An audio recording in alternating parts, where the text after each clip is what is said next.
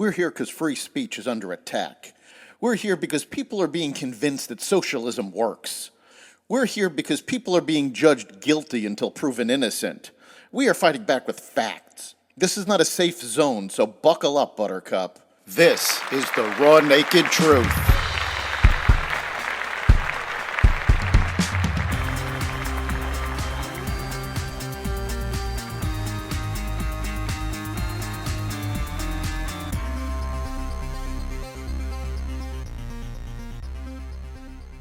Israel recovers the bodies of slain hostages. Violence outside the DNC continues. A possible Trump RFK alliance, and more. Welcome to the Raw Naked Truth. I'm your host, Eric Lopkin, and here's the news you need to know.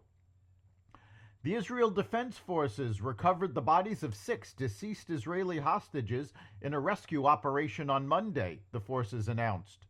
Overnight, our forces returned the bodies of 6 of our hostages that had been held by the murderous Hamas terrorist organization, Israeli Prime Minister Benjamin Netanyahu said in a statement. Our hearts grieve over this terrible loss, Netanyahu said. My wife Sarah and I convey our heartfelt condolences to the dear families. I would like to thank the brave IDF and ISA fighters and commanders for their heroism and determined action, he added. The State of Israel will continue to make every effort to return all of our hostages, the living and the deceased. More than 70 pro-terrorist agitators were arrested during the second night of the Democratic National Convention in Chicago amid violent clashes outside the Israeli consulate that included the burning of American flags and shouting "F you" to police working the scene. The Consulate General of Israel to the Midwest released a statement applauding law enforcement's response, saying, "We are appalled to see violence during the protest in front of our offices. This is anything but peaceful and completely contradictory to the spirit of the DNC," it said. This vocal minority does not represent the vast bipartisan majority of Americans who stand strong in support of Israel.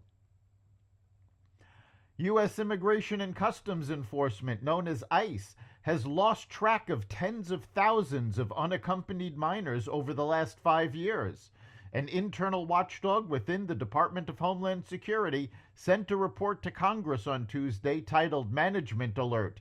ICE cannot monitor all unaccompanied migrant children released from DHS and U.S. Department of Health and Human Services custody. The interim report warns that over the past 5 years, more than 32,000 unaccompanied migrant children are no longer accounted for by ICE.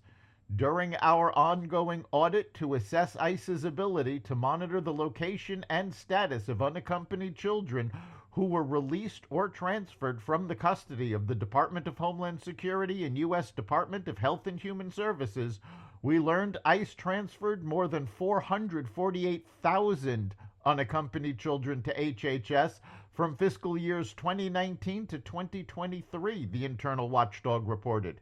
However, ICE was not able to account for the location of all the unaccompanied children who were released by HHS and did not appear as scheduled in immigration court. ICE reported more than 32,000 unaccompanied children failed to appear for their immigration court hearings from fiscal years 2019 to 2023. The independent presidential campaign of Robert F. Kennedy Jr. is considering abandoning his quest for the White House to join forces with Republican nominee Donald Trump, Kennedy's running mate Nicole Shanahan said in a new interview posted online Tuesday. Shanahan said the campaign is also considering remaining in the contest to try to win more than 5% of the popular vote and establish ourselves as a third-party alternative to the Republican and Democratic parties and build on that ballot access for the 2028 election. There's 2 options that we're looking at, and one is staying in, forming that new party, but we run the risk of a Kamala Harris and Walz presidency because we draw votes from Trump, or we draw somehow more votes from Trump, Shanahan said in the interview on the Impact Theory podcast. Or we walk away right now and join forces with Donald Trump. And, we walk away from that and explain to our base why we're making this decision, Shanahan told interviewer Tom Bu. Additionally, Shanahan said that President Biden at this point is basically president in name only. No matter what your opinion is of Joe Biden, if you love him or if you hate him or don't really care, you have to realize that something feels very wrong about how the Democratic Party ran a full court press campaign to get him out of office after he won 14 to 15 million votes in the primaries, she said. Isn't it strange how he bowed out because he didn't feel like he could serve another 4 years, but somehow he's okay to serve 4 more months as we face historic inflation, debt, and war? Any impartial observer can look at that and realize the DNC machine did what they always do. They pushed someone out they couldn't successfully puppeteer, Shanahan said. So much for defending democracy. In yet another blow to Biden's EV mandate, Ford is canceling plans for a large electric sport utility vehicle and expects to take $1.9 billion in related special charges and write-downs as automakers continue adjusting their EV plans because of softer than expected demand.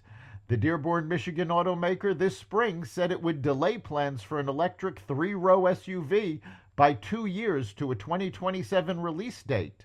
On Wednesday, the company said it is scrapping the model altogether, citing tough pricing pressures as automakers resort to aggressive discounts to move their EVs. The company also pushed back the launch of a new electric pickup truck by 1 year until 2027 and they're cutting their spending on electric vehicles. A nonprofit group has launched an investigation into the Secret Service's diversity, equity, and inclusion policies in the wake of the attempted assassination of former President Trump last month.